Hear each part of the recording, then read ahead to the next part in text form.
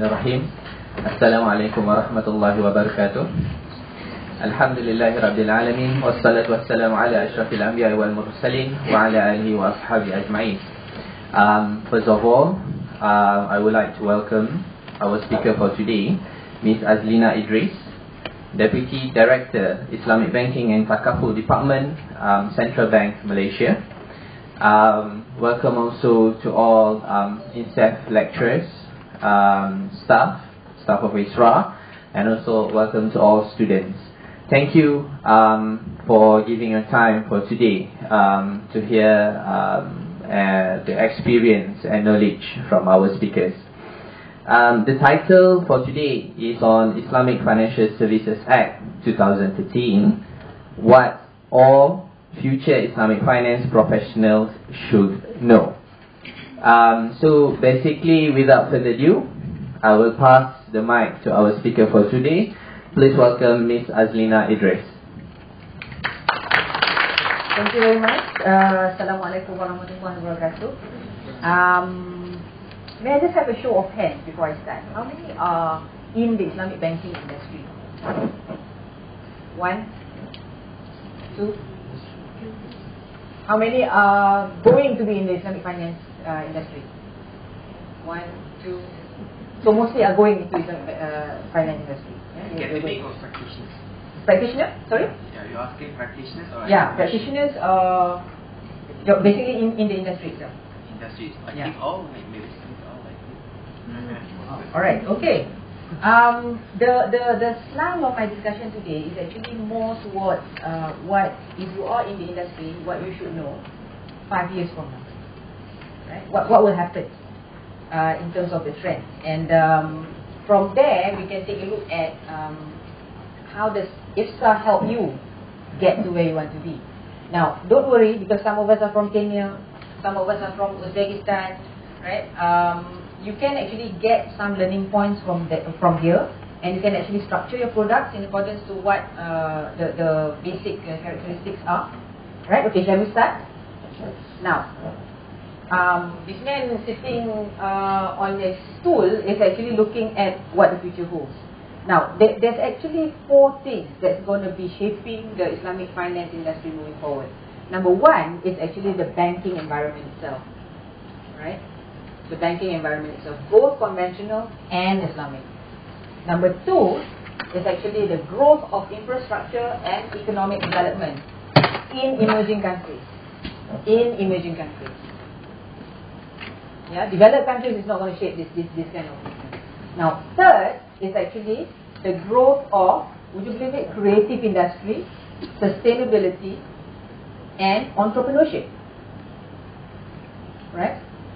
And from there, you will see a demand for risk sharing types of instruments, products, and structures. Right? Now, at the end of this, I'm going to challenge you to think and decide what do we need to do moving forward. Alright? Sounds like a plan? Okay. Now, let's go into the banking environment. This is the Global Financial Stability Report in October 2014. Now, it's a little bit small, but I'd like you to pay attention to that particular red arrow there. Now, why is it a red arrow? It's basically saying that the bank business model needs to support growth. Right? And the recommendation is actually to revamp the model. Right? Why? Because of this. There's a new global imbalance, not enough economic risk-taking to support growth, but growing excesses in financial risk-taking, which pose challenges to financial stability. And what's more alarming is that if you look at the way the shadow banking is moving, it is looking at risk sharing. It's looking at risk sharing. That's where it's going to grow. So it's where IMF is saying there's actually a risk. Change your business model. Right? That's in October. Now, if you look at how the banks are responding to it, let's take a look at this bank. Again, a little bit small, but these are all the top-notch banks. Right? Barclays, BNP, Credit Agricole, Credit Suisse, and the list goes on. Now, the ones in red over here looks at the point that I mentioned just now. It's growing to emerging economies. The ones in green are actually talking about where these banks are moving into. They're expanding into emerging markets, Asia, Africa, right? That's one point when it comes to these red circles. Now what about the blue circles? Let me just read one point. Rebalancing balance sheet and financial instruments towards direct investment. Sounds familiar? Musharaka? Take a look at Morgan Stanley. Selectively shrinking, move towards hybrid principal agency model. Okay? Maybe. Right? So, has that situation improved? That was October 2014. 2 months ago, there was actually another report that came out from Global Financial Stability Report again. It says that it's getting worse. There is an urgent need to change the business model. Right? And look at this new headline. This was taken just a week ago. The word banking is now synonymous with challenging. Right? Challenging environment, challenging business model. If you don't change the business model, if you don't change the way you do things, it's going to be challenging. Right? Now, how does that impact Islamic finance? Let's take a look from the point of view of the Islamic economy. Right? Now, Thomson Reuters came up with this helpful way of looking at things. You're looking at these sectors, right? And when you look at these sectors, what do you measure? There's actually an odd disconnect, right? This is actually the size of the asset in 2013. That is Islamic finance asset. The gap is actually 295 billion. So the halal industry is not being served fully by Islamic finance. Now, let's take a look at the projection by 2019, which is about 4 years from now. Right? It's going to grow to 4.2 trillion. But here's the catch. It's going to go into these areas. These are the preconditions for it to grow. Right? Global microfinance, impact investment, responsible investment. Right? That's what Thomson Reuters said in the report. Right? Now, that's the growth rate, the compounded annual growth rate. Right? Now, in all of these sectors, there's only going to be 2 sectors whose rates are just going to continue to shoot up. The rest are going to moderate. Why? Because it's maturing. Right? That 2 sectors are cosmetics and, would you believe it, media and recreation. Now, that brings me to the second point. I'm not going to cover about infrastructure because you can actually read about that. There's a lot of development costs and how MDGs are coping with cost of development. You can actually have a lot of literature on that. But this is where the literature is actually quite scarce. The growth of creative, innovative industry as well as sustainability and entrepreneurship. Now, where am I coming from? This is actually the halal sector with exponential growth opportunities. It's going to grow in areas where you can't even imagine is associated with Islamic finance. Film producing, software, TV and radio, apps, mobile cellular, print, and all these channels are actually going to grow quite exponentially. Now, how big is the creative industry? Try 624 billion. 624 billion. Now, if you look at the way things are moving, it's growing faster in developing countries than in developed countries. You're looking at 8.8% average growth in developed countries and 12.1% in developing countries. So you're looking at a situation where I think most of us are actually from developing countries, are looking at a technology boom. We're looking at an intellectual boom in these 4 sectors that I mentioned just now. Right? So if you're looking at how we can come in, this new tech report actually mentions access to finance is a key element. Why? People are still looking at things on a traditional basis. Collateral, security, safe, track record, stuff like that. Right? So you're having a situation where it is very difficult to defend that your business is viable and therefore you are entitled to get financing.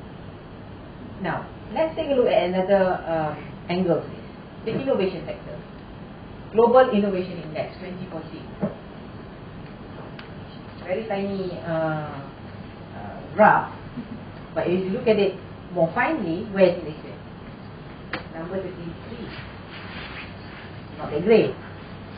But here's the thing. We are just about the only two upper middle income economy that's actually in the top 40. Right? The other one being China. Okay? And the rest are all high income economies. What does that say about this country? Right? It is actually a hotbed for innovation. Now, how do they measure this? You're looking at innovation efficiency. And when it comes to the measurement, education comes in. That's where you come in. How many of you are actually geared towards the innovation mentality? How many of you are actually trained and are aware about innovation? That's we measure. Right? Now, to rationalize this whole model, there's many ways. But MIT has come up with this model. It's called an innovation ecosystem stakeholder model. Now, it starts with Boston and how they measure this innovation industry. They have innovation-driven enterprises. And these are enterprises which has very strong growth, entrepreneur-driven, and it's geared towards creating disruptive technology. Right? Now, you have schools such as MIT, Harvard School of Government, and Staff Fletcher School. Now, my question is, where do you want to place INSEAD in this? If you want to be at the heart of innovation, if you want to be doing innovative Islamic financing. Right? Next is the government themselves. They actually practice what is called innovation diplomacy. Wherever they go, they talk about their innovation district, they talk about how they're actually a hotbed for innovation, stuff like that.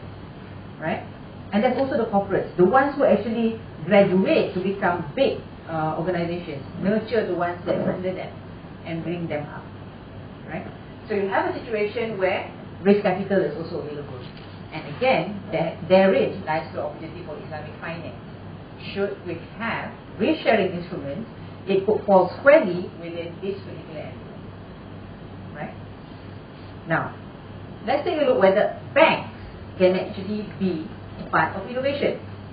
Case number 1, Silicon Valley Bank. Don't be put off by the name. Track record? Heard of LinkedIn? Of course. Dropbox? Yes. Uber? They finance it. Right? At startup. They're essentially a commercial bank, but they're tailoring and customizing to the needs of their own clients, which are entrepreneurs. Now, product suite is actually what is called SVB Accelerator Suite. What does that do? It actually nurtures the customers by giving them tailored solutions, meaning they actually do the business model for the customers. That's unheard of in banking, right? And they also do the valuation of the customer share, right? Notwithstanding that it's not actually listed, so they actually do an evaluation, right? Now, solutions include giving things like founders liquidity. Right? Founders liquidity. Founders liquidity is something that's unheard of in banking today. Anyone has heard of it? No, isn't it? Because founders liquidity is actually about giving liquidity to the ones who are serial entrepreneurs. I see a good idea, I want to invest in it, I need money, let's securitize something. Securitize something. So it means that it's got something to do with some kind of asset-backed business, right? And more often than not, because they do the valuation, is actually over the shares. And Islamic finance come into that picture. One question, right? Now, lastly, they actually move with their customers.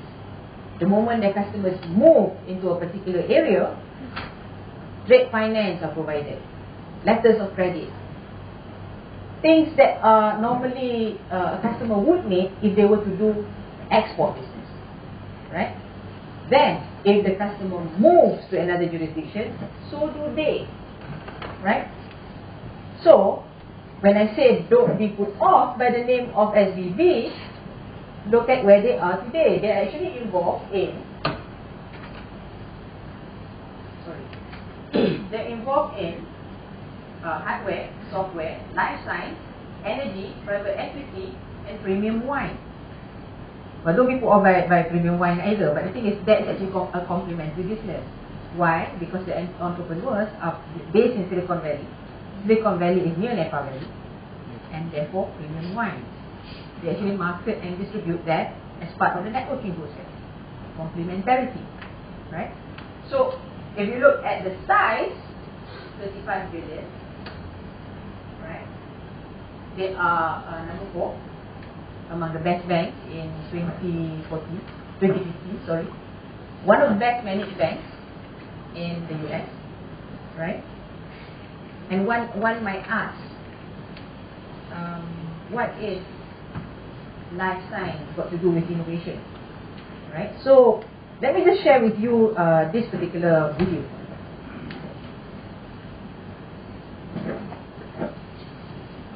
So our goal at One Medical is to transform healthcare by building a next generation delivery model that puts the patient in the center and allows us to build a more thoughtful care system around the patient. At its core, it's putting the patient in the center, and that sounds terrible coming from a healthcare system of well-intentioned providers and otherwise, but the reality about the way the healthcare system is financed and delivered is it puts the dollar and the physician's lifestyle in advance of the patient's. When I walked through the door, it was really interesting. I've never before had a doctor's appointment where I walk in and we sit next to one another at a table and talk about what I was there for and my care without talking about buying a diet book or please exercise a little bit more, just really being able to connect with you and say, well, what's your life like? When does the alarm go off? And so the number one thing that we've really added back to the patient experience is time. So the physician actually has time to talk to the patient. Our providers, across the board, have the luxury of being able to spend time with patients, and that ultimately translates to better understanding, better awareness, and hopefully healthier health behaviors. That's a hospital. We're really taking that old-fashioned doctor who just wants to know who you are, because knowing who you are means that they can be a better advocate for you in your health and identifying health goals. But what are the ways to make that a reasonable business model in today's world of lots of technology? It means that we can integrate things like a phone app that allow you to book an appointment, that allow you to get medication refills, that allow you to interact with our other professional staff on days that you might not need to come into the office. But there's things and there are ways that your physician's office can assist you in your healthcare even when you're not present in the office. And my relationship with Silicon Valley Bank starts from very early days. Obviously, it's on everybody's radar if you're in a tech or growth company in Silicon Valley. And I remember meeting them in the very early days when I was still just an early company. And at that stage, they were very friendly and worked with us. And we ultimately ended up with another bank short term because of the fee structures and all the other things that you'd want from a small organization.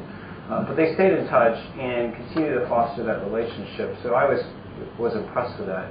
My first experience with them was in 2013, and I joined the bank. I'd been there for about 6 months, and I got a call from Tom Lee, the CEO and founder of One Medical, and he was looking for a $6 million venture term loan to provide a little runway in addition to the facility that we already had. And what was amazing to me was it was one of the easier, more streamlined credit discussions I've been a part of, and it was a great introduction to Silicon Valley Bank's approach and how we leverage our knowledge of not only board relationships and capital pools, but also our ability to identify and have confidence when we're banking someone truly disruptive that we really believe in. most recently, in the later stage, they've been a fantastic partner. So we really enjoy working with Silicon Valley Bank from many aspects, but I think the best kind of interactions we've been having are investing in the relationship, kind of being like our investors in that they support us long term and are looking for us to help impact the world as well. So it's kind of a nice partnership. So, what jumps out at you when he described the relationship that he has with SVB? One word. Partnership. Right? And I never spoke to them as my lender, my banker. What's the next thing? Relationship. Understand. Right? Taking things beyond what a bank would normally have. Now, along the lines, when they were doing the interview, he also mentioned that he actually moved to another bank. Why? Because of the rates, right? It was cheaper. But the guy didn't understand what was going on with his business. He came back. So, do you still need to fight on costs? It's more expensive. Or do you need to fight on relationship and understanding the business nature of your customers? Remember, they use the word partnership. We have partnership instruments. We have partnership principles. Why can't we do that? Right? Put it into practice. Use it instead of an excuse as the reason why you need to be doing banking. Right? And you've already seen when it comes to commercial banks, they're already moving their business models into hybrid wakala model. They're moving into direct investments. Why aren't we? Right? So these are the things that we need to bear in mind in terms of the changing banking landscape. Now, where are they today? They're actually in the blue is actually where the networks are, right? And the dots are actually where they are. They started in Silicon Valley, of course, but they already have about 26 offices, right? They're in most of these states. They are in London, they're in Mumbai, and they're based in China, right? So they are at the hub of innovation. Right? So what's next? Now, let's look at case study number 2, Creative UK. Now, these guys are even taking things a step further. They're not doing Islamic per se, but look at how they measure it. How much gross value add the UK creative industry is producing. 8.8 million an hour. By the hour. Right? And if you look at the growth, 4.2% as the UK average across industries, but 5.8 for the creative industries. Who are the creative industries? Is all that bubble in there. Right? Now, they have this thing called the Creative Funding Network. Right? Why do they have it? They actually see access to finance as an impediment as well. Right? Now, what are the top 6 industries that have this impediment? That's music, publishing, fashion, film and TV, design, and games. Right? All of us are aspiring entrepreneurs. We have, in the course of our life, especially the Gen Y, design some kind of apps.